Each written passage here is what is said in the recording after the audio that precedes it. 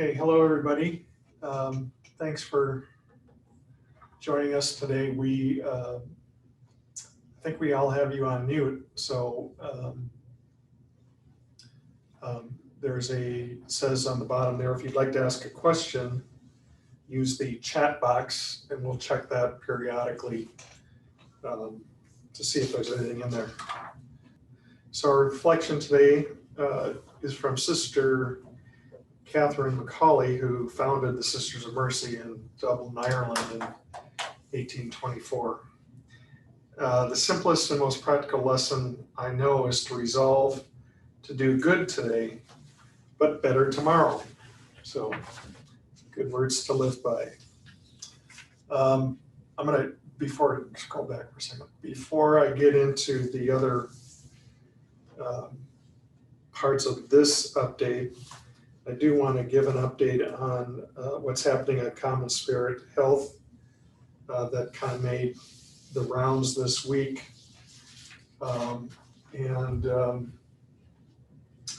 Beginning in January, they're going to restructure some of the divisions in the company from, I think, 11 divisions to 7. As part of this restructuring, the Central California division that we're in is going to be combined with the Central Coast division and the Southwest division, as well as Nevada. So we're going to be a very large division. John Van Boning, who is our division president, will be retiring, as will Chuck Kova, the division president on the Central Coast. So effective basically January 3rd or 4th, I will have a new boss for the first time in over 20 years, which is interesting. The new division president is Julie Sprengel, who is the division president of Southeast or Southwest presently. I've actually known Julie for many years. She's a good person. Look forward to working with her. But it's a big change. So they're doing some restructuring at the corporate levels. They are also combining Nebraska and Fargo into the Midwest division. And in Northern California, they're combining the Bay Area, North State, and the Greater Sacramento division. So there'll be, like I say, there'll be 7 divisions as of January 3rd. And those will be Arizona, Midwest, Northern California, Pacific Northwest, Southeast, and Southwest, and Texas. So that is a pretty big change at the corporate level. Here's a picture of it. I didn't put it in the packet, so you can't see it anyway, sorry. But I'm sure we'll be hearing more about that as the days go on here. So, okay, go ahead. Just a reminder, annual benefits enrollment is going on now for the next 5 days. So be sure you get that done. Go on to My Benefits to make any of your revisions, elections. Just make sure that even if you don't plan to make any changes, I think there are things like if you have money taken out for your house spending account, you have to do that every year regardless. It won't just automatically roll over, as I understand it. So be sure to do that.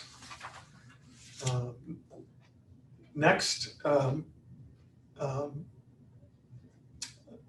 we have the Wellness Connection. It's a weekly tip sheet designed to assist in providing information. This week, issues focus on self-care, diabetes prevention. November is American Diabetes Month.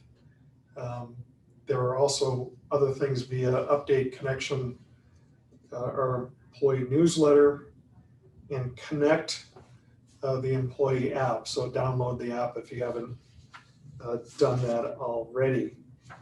So now we're going to have some COVID updates. I'm going to turn this over to Amy to talk to you about that.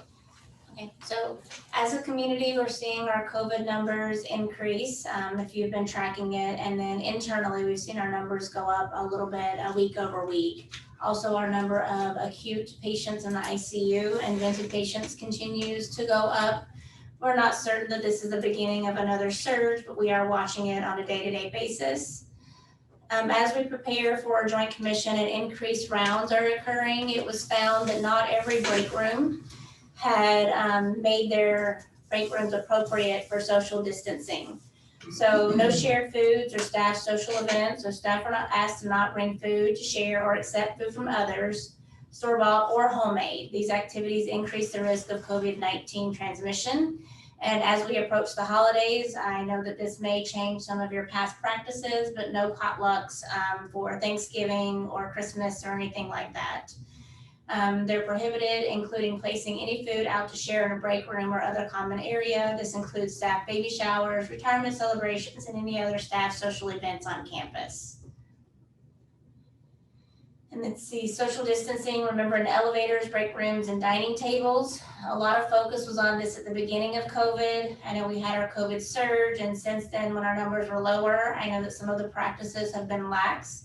So we're asking to make sure that you go back and maintain that appropriate social distance for your safety and the safety of others. Limit the number of staff members in break rooms, elevators, and at the dining tables in the cafeteria. They've actually been set up appropriately with signage, so please don't change the sign or move chairs around. If a break room or cafeteria table is at capacity, please find another area to take your break.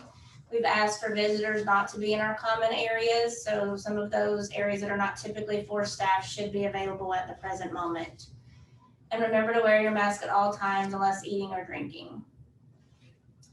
Universal masking reminder, we miss seeing you smile, but please wear a surgical mask to protect yourself and those around you. And then in an effort to address asymptomatic and pre-symptomatic transmission of COVID-19, all regulatory agencies require that all persons be masked, thank you, I can't see part of the slide, at all times within the hospital, including all staff, clinical, administrative, non-clinical, and non-patient facing staff, physicians, visitors, and support persons. Please make sure that you're not double masking, that your staff are not double masking. I mentioned it on the safety debrief this morning. I've seen where staff are wearing their cloth mask with an isolation mask on top or vice versa. The only time we have allowed double masking is when our N95 actually had the valve and we needed an isolation mask over the top. Okay, we're probably headed into our, back up just a bit. We're probably headed into, as Amy was talking about, we're having a spike in cases in Kern County, just like the rest of the nation is. I haven't seen the number today. Plus 90. 90 more today. It was 194 more the day before. So we may be headed into our next wave, I guess, of cases. So I encourage you all to talk with your friends and family, and I guess plead with them to wear masks out and about, avoid large gatherings, et cetera, as we talked about. So hopefully this will not get as busy as we were in July and August. Would hope not to repeat those 2 months if we can help it, but we are prepared. We have been stockpiling plenty of PPE. PPE is not a concern. We have literally hundreds of thousands of pieces of PPE stockpiled and millions and millions at the corporate level. So we are in much better shape headed into this next go round than we were back in March and April. So As far as, don't move it, hospital updates, I don't have some of these for slides. You all are probably wondering about the tower at Southwest. We did get money allocated this fiscal year to keep the architectural and engineering work going. The good news is we now have approval from OSHPD recently for the first two pieces of that plan, which are the site work and make ready, and also the foundation and superstructure. So those were just recently approved, not permitted yet, but we're getting further along the line with the plans that we need. So once we get started, we can keep going. Corporate has also penciled in money for us to begin construction in July, plus or minus some months around July. So I can't tell you exactly the date, but we're working on it. Morgan is leading that project at this point, and we'll continue to keep you updated. As part of the financing of that project, we've had the ranch, the Carpe Ranch south of town, up for sale. I've reported on this previously. Two buyers have dropped out previously. We have a third buyer. They're in what's called the due diligence phase of this, which means the buyer is checking out the property to make sure it's suitable for the use that they intend to do with it. That will be ongoing until around the week of Christmas.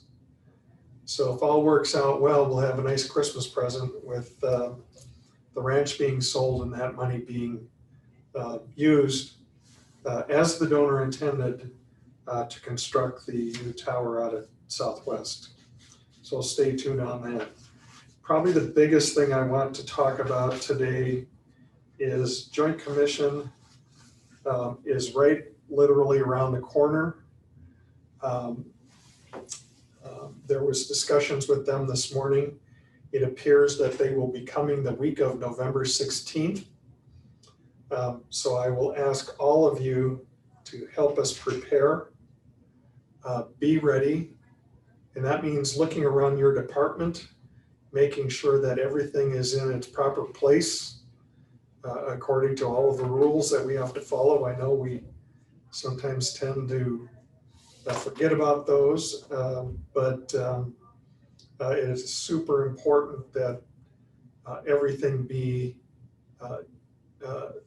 in good shape, clean, orderly, neat. If you have work orders that need to be done, they need to get in, and make sure that we are ready for Joint Commission to show up less than 2 weeks from now. So it's always a big deal. It's a little unusual with the delay that we've had, but that just means we should be better prepared. Okay, next. You know, we're in the season, hard to believe we're coming up on the holidays already. But as we enter the season of Thanksgiving, reflect on what we are most grateful for, our careers, our safety, our happiness, our families, and most importantly, our health.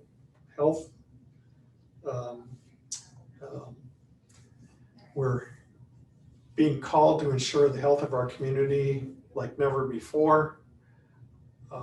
We're working closely, you know, as one of our main service lines that we focus on in our community on oncology in Bakersfield and Kern County.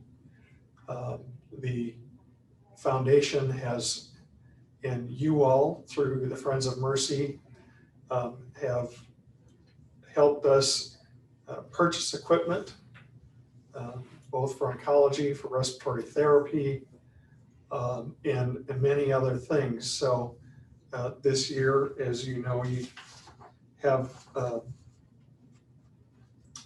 things that you can designate, 3 different items that you can designate if you haven't joined already. I would encourage you to do so. Next page.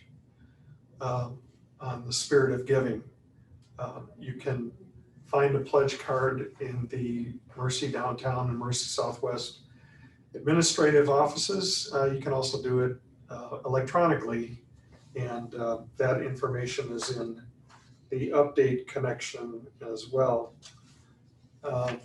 As I mentioned previously, download the new app for Connect. There's going to be a lot of our communication going through this app at this point. It's going to be, I guess this is the new millennium. This is the way we communicate, is through electronics and apps, and we've got one of those. So this is Refer a Buddy, Get a Buddy. Download the app. Once you've got it, tell a coworker to do it as well. Then you'll both be eligible to receive a Mask a Buddy while supplies last. And then just follow the directions there on the app. All right, next, patient experience. Do you want to do this? Next slide. So patient experience, as always, it is continued focus for us. For this fiscal year, our measurement period actually started in July at the peak of our COVID surge. So for July and August, we are actually showing that we're performing well at the 68th percentile. Our goal is to be at the target or above the 54th percentile. But in August, we ended with the scores at the 47th percentile, which is below our target, and our scores continue to decline.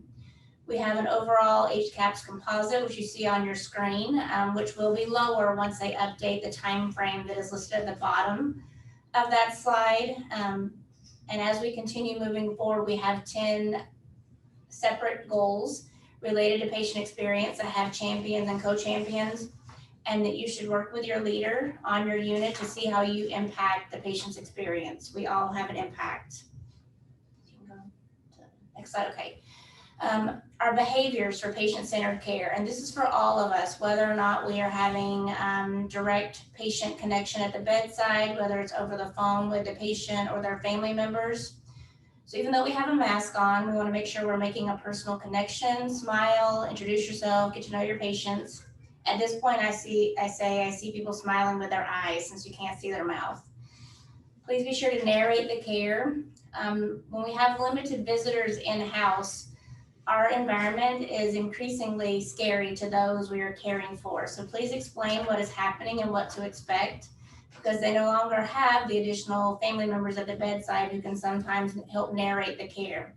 So we need to be doing that for our patients, no matter what department we're in. We need to listen to our patients and ask questions about their needs, take time to understand the patient and their families, and follow up any need or request that they may have. And I just want to highlight, last night while we were doing night rounds, I actually had a nurse who knew that she had additional tasks that were going to be happening. So she took the time to go ahead and FaceTime with the family and the patient prior to getting into her additional duties. And that was on her own accord, her own choice, to make sure that the patients and their families were updated on their care. So I thought that was fantastic. Another update on translation services. There was a delay, not at our local level, but at a system level. So our new date that is determined for our implementation of CultureLink, which will take the place of Seracom, is the week of December 7th. Please do not remove the Seracom phones out of the room until we're ready to make the transition. During night rounds last night, we found that some of the rooms did not have the Seracom phone when they were needed. They need to be in place. You should have them available. Please escalate if you don't have them. And please use them until the new phones are installed. If you haven't done so already, please complete the ADA assignment in My Journey. It was due at the end of August of this year, so there should be a conversation with the leader and the staff member if that has not happened yet. If the patient refuses use of translation services, there are waivers to be signed, and each time that the patient refuses to use it, we need to make sure that we're updating that information and documenting the education we're providing for the patient and their family if appropriate in the medical record. And please remind our providers that the language services should be used for discussion related to care, any consents, procedures, anything like that for the patient. If there's any questions, please follow up with your leaders. And next we have the quality updates. So this is the new Common Spirit Health Dashboard. This is actually the drill down for our facility. So it looks a little bit different, or a lot different than previous years. There's more information on the screen. So if you look to the left at the top, the acute care quality, that's what historically we've called the sepsis O to E. It's the sepsis risk adjusted mortality. It is based off of the care we provide to our patients with sepsis, as well as the physician documentation. So the physicians have to document appropriately for the care provided and the level of acute symptomology for the patients, whether it's severe sepsis or septic shock. And then underneath there are additional acute care goals. So we're looking at the blood therapeutics. So 7 is the new 10, why use 2 and 1 will do. They've been previously on our scorecards in recent years. The low risk C-section, we're not meeting our target, but lots of efforts are happening right now with our Family Birth Center team. And for the month of October, we're already exceeding target. And I should back up there and say that's when our measurement period starts for the quality goals is October 1st. For our readmission rate, this is inpatient readmissions from our own facility within 7 days. Our biggest indicators for readmission would be sepsis diagnosis, heart failure diagnosis, and COPD diagnosis. We have the HSAG tools available. The sepsis is actually in the patient information guides for every single patient. So something that you can review on discharge. And we also have the heart failure and COPD. They're red, yellow, and green. And your unit leader should have those if you're not familiar with them. The next section is patient safety, the hospital acquired infection composite. So our target is 62 and our baseline was 57, and we're currently performing at the 50th percentile. And that includes the indicators at the bottom that are CAUTI, C. diff, and CLABSI. HAPI is separate. So as you can see, we have areas of improvement for CAUTI, C. diff, and CLABSI. There are efforts going on with individual unit leaders, and they're sharing that amongst the other units that are appropriate. And pressure injury, the HAPI, which used to be HAPU. We are doing well on this goal. We've just got to make sure that we continue the 2RN skin assessment on admission, so that way if a patient comes in with a pressure injury, that we are not owning that pressure injury. And it's based off of coded data. And more information to come on the continuum of care and the caregiver well-being. Okay, this is just additional information, a different format to see the information on the previous slide. And at the bottom, it shows the data timeframes for each of these. So what's shown on the screen, some of them start in July, some are in April, and I believe those are based off of the baselines. Next slide. Yep. That's it. That's it. Okay. Okay, thanks, Amy. As usual, patient experience and quality are at the forefront of what we're trying to achieve. All of these goals are really nothing we haven't seen before, so we should be getting pretty good at them, and make sure we can make progress towards providing the kind of care that we want for both ourselves, our families, and the rest of the community. All right, as I always do, I try to give an update on our finances because we've completed the first quarter of our new fiscal year. So EBITDA, this is where I usually like to have a quiz, ask people if they know what it means, but I'll let you off the hook today. It means earnings before interest, taxes, depreciation, and amortization. It's basically a measure of cash flow, and it's before some of their accounting things that they call non-cash charges, et cetera. So cash flow is what the company likes to measure. As you see through September, our actual EBITDA is 7 million on a budget of 7.5 million. So we were about 400,000 behind budget at the end of September. What you don't see underneath all that, well, what you see underneath that is in September, we actually missed budget by over $1 million. So July and August were pretty good, which we would expect given the volume that we had. But then September, we fell quite a bit short.